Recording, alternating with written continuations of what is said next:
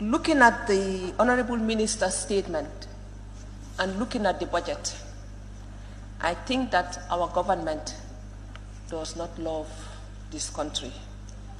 They do not have the feeling to nurture our children in this country. Honorable Speaker, $6 billion in salaries alone, not in administrative cost. Honorable Speaker, and we say we are a poor country. Honorable Speaker, the median age in this country is 19 years old. We should consider the life and the livelihood of our children. We should be investing in education. We should be investing in health rather than paying ourselves, feeding ourselves out of the poor people of this country. I will start with this August Assembly, Honorable Speaker.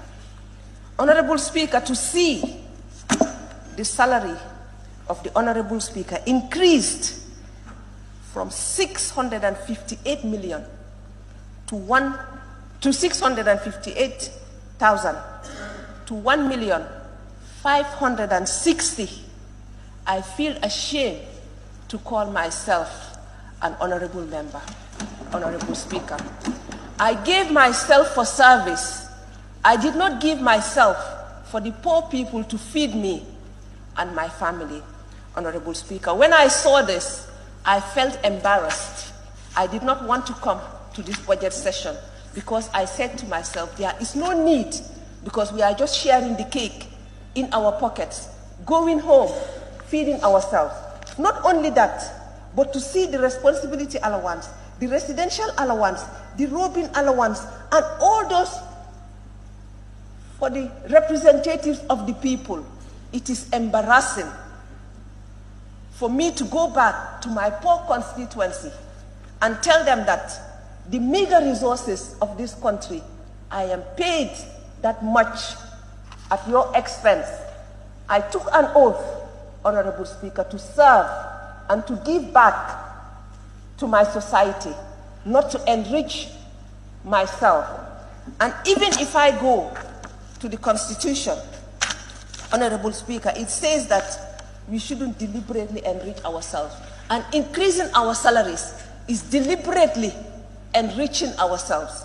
And that is an embarrassment. I think as a National Assembly, we should not accept any salary increment. It was in this August Assembly that we sat and discussed the salaries of the ministers and denied them, even though they went behind our backs and increased it. That is their problem. We offered ourselves for service, Honorable Speaker. We were not appointed. We were elected, and we offered ourselves, Honorable Speaker. And I think we should think of our people when we do the budget. I'm not allowing you to observe me. I don't have that time. When you are on your own feet, observe yourself, please. Thank you.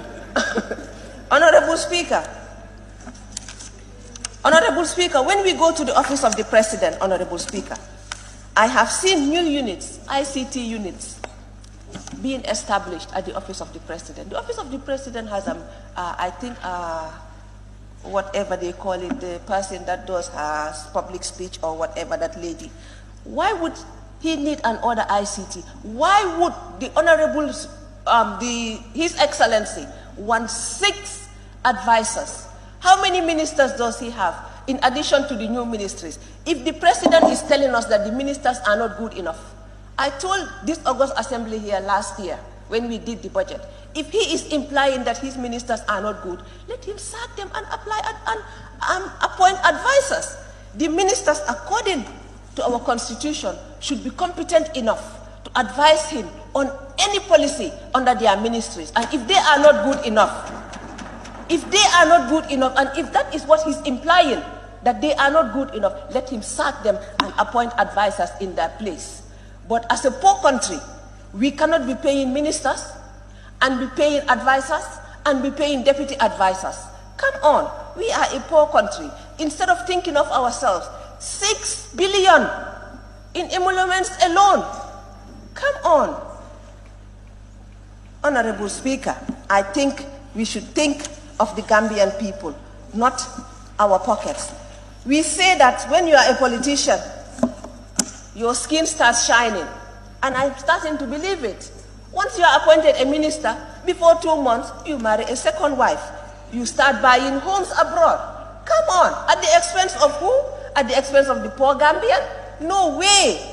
Mr. Speaker, I am ashamed to call myself a National Assembly member. To be honest, I did not want to contest again. The only reason I contested was to show them that I can come back to this August Assembly. And I did against all odds, Mr. Speaker. If they want, they can die seeing me at the Assembly, but I would come.